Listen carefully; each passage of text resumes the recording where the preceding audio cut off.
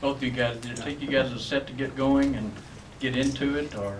Yeah, I mean, we came out I mean, we were pretty jacked up. I mean, it's Davis Cup, and we came out hyped. I mean, but you know, that set point in the first, you know, if we win that, I mean, kind of maybe steamroll them, but just because we're a front running team.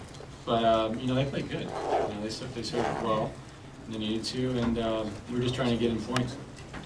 That was embarrassing.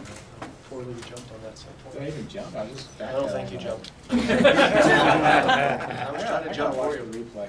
Y'all critiquing the chest bump, or what? We jumped pretty high for the chest bump, but for that overhead. Yeah.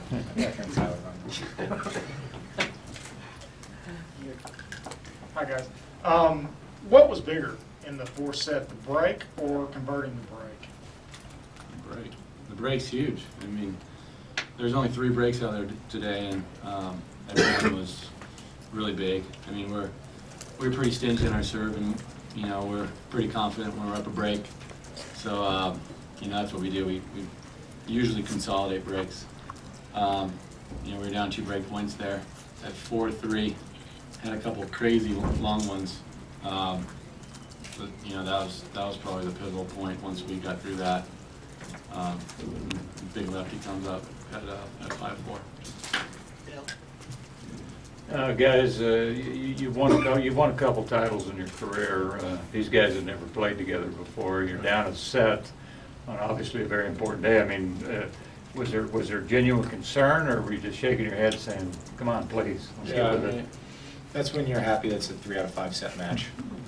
You have a little more time to boogie woogie, and we knew we could settle down. And you know, we had a lot of looks in the first. We weren't playing horrible, but I mean, it's a quick court. There's fine margins. I mean, we played a similar sort of match against Lopez Verdasco a few years ago. It was just a couple breaks here and there, and yeah, they were really close to the net, which made it tough to hit any kind of defensive return. And you know, the ball wasn't really coming down the lob, so the lob wasn't too much of an option. And yeah, just a couple points here and there. I mean, I don't know how many break points we had. I think we had a lot more than they did. But we'll take the win. Any way we can get it. Andy Roddick said yesterday he had his faith in you guys. It was up to you guys to keep this thing going. How does it feel to come away with that first victory for the team on home soil? It feels good to do our job. You know, we're on the scoreboard now. You know, the crowd is a huge factor. Hopefully they continue to bring the noise tomorrow. And, you know, I like our chances. I mean, Marty against Ferrari, he's beaten before. And if it comes down to Andy, you know, there's no better guy to have in that position than Andy Roddick in his hometown. So I know the U.S. never come back from 2-zip, but I still think we have a good shot. Jim, maybe you can. Thanks. 77 years ago, 1934 was the only time the U.S. came back from 0-2. Do you think the team, the USA, is due one? And how does that, you know, how do you get that positive Sandy, I momentum? didn't go to college, so history's not my thing. You're self-taught. Yeah. But thanks for the education. We came here with a job to do, which is to get 3. We've got 1. There are 2 more matches to play. I mean, it's pretty easy math. I think the matchups for us are good tomorrow. I'm happy with them. Probably happier than the matchups on Friday, to be candid. So there's a lot of work ahead, but history means nothing out here. It doesn't. The only thing that matters is the 2 guys out there hitting the balls tomorrow in those matches. So there's no books or stories or words on paper that are going to change what happens tomorrow. It hasn't been written yet, so we'll be ready to play ball, and we'll see where the cards fall. And you guys can write about it and create some history.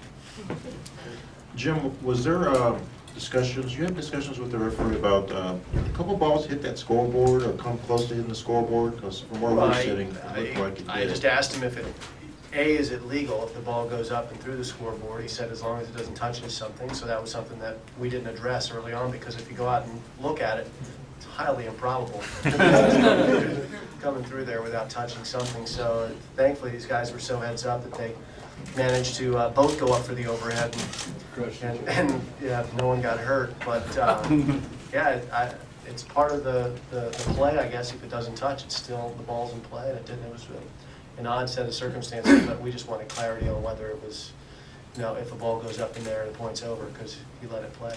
Who got the overhead? Both of them. I think Bob hit it, but I crushed his racket.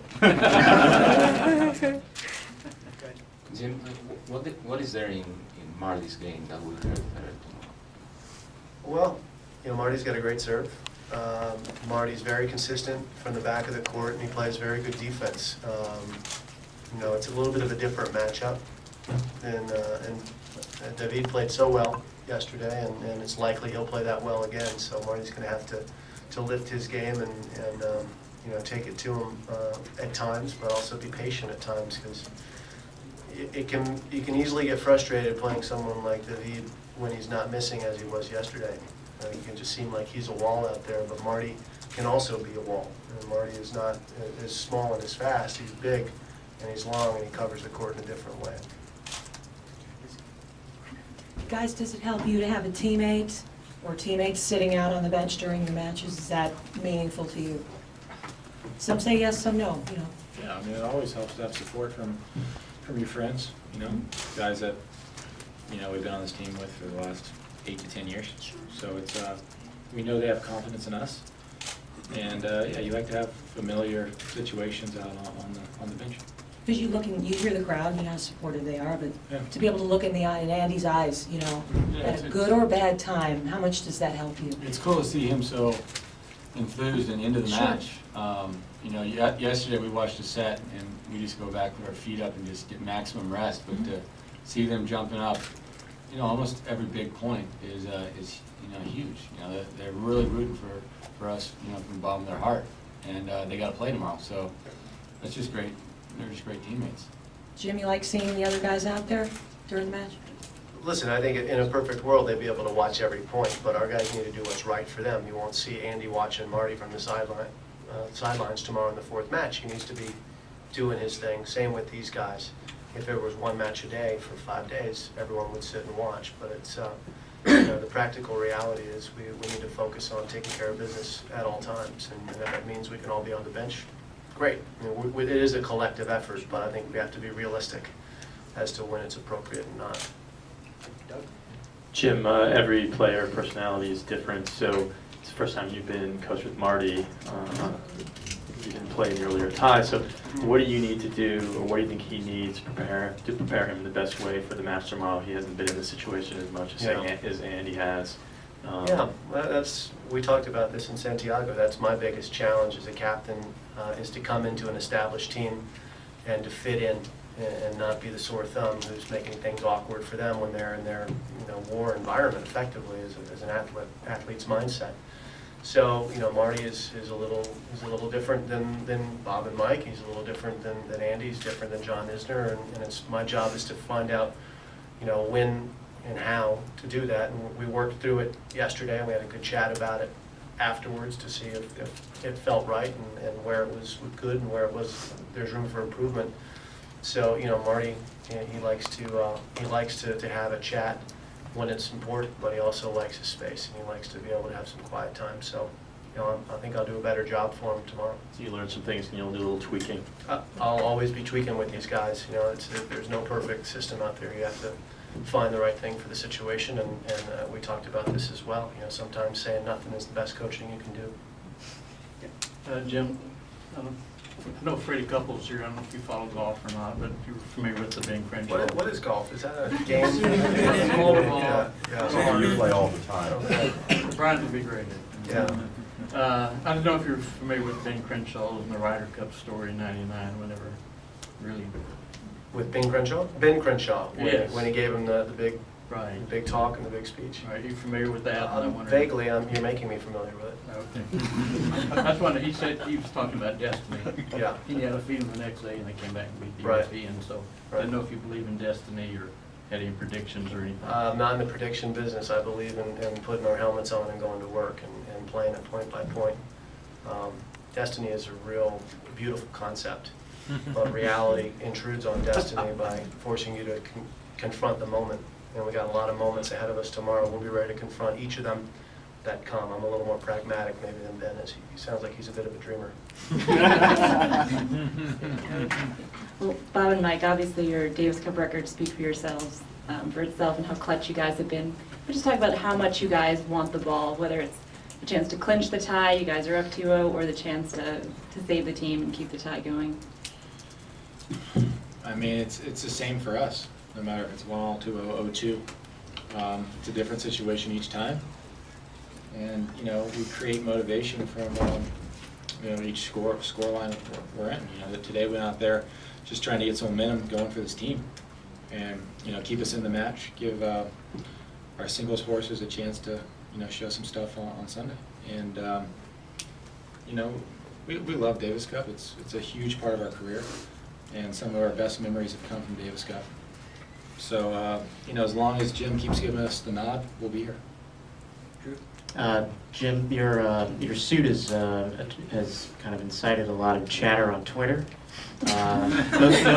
Most notably among Judy Murray, who was wondering if you were channeling Phil Jackson, and I was Judy Murray, yeah, really? was wondering maybe what the inspiration was there. Maybe it's Tom Landry. I hope you're kidding, by the way. Really? Okay. The suit is what I'm comfortable wearing. It's interesting that people are noticing it, I guess, but it's not really much of a factor, is it? I'm not going to be hitting any tennis balls out there. I like the way basketball coaches look when they're with their teams. I thought that would be something good for me to emulate. These guys are the ones that are there to do the work. I'm there to try and help them see things that they may not be seeing, or to give them, you know, some support, a little lift when they need it. But I'm not out there to go break a sweat and, you know, put a towel off. I'm there to get towels for these guys if they need them. So, you know, this is what I want to wear, and it's neither right nor wrong. It's just me. Sandy, thanks. Yes. Yeah. Oh, okay. Yesterday, Marty made a point that on paper he might be the #1 singles player on the team, but in his mind, it's very much still Andy Roddick's team, and just that little sense of it. I was just wondering, is that dynamic, do you just feel that still, like this, Andy's the leader in a certain way, or anyone? Andy's the alpha. I mean, Andy is the alpha. He's been the alpha dog on this team. You know, these guys have been in the trenches, so why don't you guys talk about it? But that's what I think. Pretty remarkable in Davis Cup. I think he's 12-0 when it comes down to him closing. I think he's played 44, 45 matches. He kind of takes his team, takes the bull by the horns and leads his team pretty well at every dinner. You know, he's the one doing most of the talking. He's the one making the playlist. Yeah. So, I mean, he's Andy Roddick. And this is Austin, Texas. Jim, do you expect to see Lopez out there tomorrow? Albert was kind of leaving his options open, even threatening to play Marcel, I think, at some point. Well, I might get in the prediction business for that one and say I doubt that we'll see Marcel in the singles tomorrow. But listen, the way that Feliciano competed yesterday and the role that he's on from Wimbledon to here, I would be shocked if he weren't on the court tomorrow, unless he suffered an injury that we're unaware of and didn't pull up well today. But we fully expect to see him, and obviously we expect to see David as well. One or two more questions? Yeah. Speaking of esoteric topics, destiny, these kinds of things, could you guys reflect a little bit on your Texas winning streak? Oh yeah, we have a good one. I mean, won a few times in the Masters Cup. Played well at River Oaks.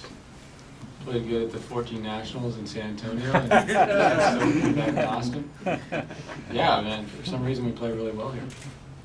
Stanford Cardinal ever visit here? Yeah. I won the All-American. Singles. Here. This is our most successful state. No income tax?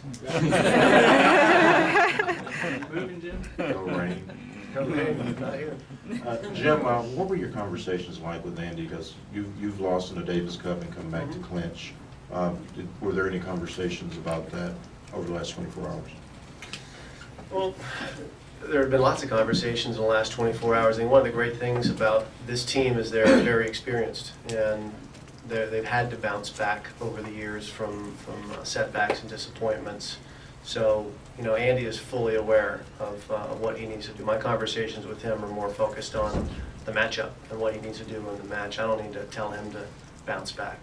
He's ready to jump through hoops and run through a wall to play that 5th match tomorrow. So, and that's the same with all these guys. I mean, I think Marty was disappointed yesterday because in a way he feels like he let his team down, which is not the case. Marty laid it out there. He gave everything he had, which is all we ever ask of any of these guys. And you know, he'll be ready to go tomorrow as well. But you know, there's very little igniting a fire that I need to do. Okay, last question, Lisa? Sure, any of you guys, Costa said he doesn't feel that they're the favorites anymore. Do you? They're the favorites. They're up 2-1. So Right, they're the favorites. please. I mean, math is math. We can't really deny that. We need 2, they need 1. But we gotta play ball tomorrow. So he can say what he wants. I can say what I want. We can all talk about it. You can all write about it. But you know, tomorrow we got 2 guys on our side that have to settle it, and 2 guys on theirs. It's so damn Fair simple, enough, my isn't it? friend. It's so boring and cliche and all that stuff.